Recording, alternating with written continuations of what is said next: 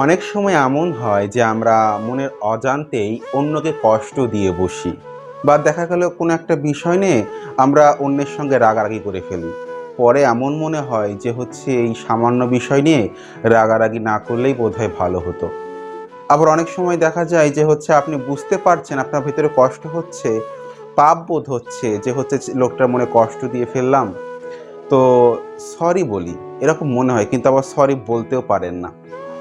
নিজের মধ্যে একটা ইগো কাজ করে। তো এই যে বিষয়টা সরি না বলতে পারা, এই জিনিসটা কিন্তু খুব কষ্টের। আপনি যদি সরি বলতে পারতেন, যদি মানুষটাকে সরি বলে দিতেন, তাহলে কিন্তু আপনি ভেতর থেকেও শান্তি পেতেন। তো আমার যেটা মনে হয় যে এরকম যদি হয়, তাহলে অবশ্যই সরি বলে দেওয়া উচিত।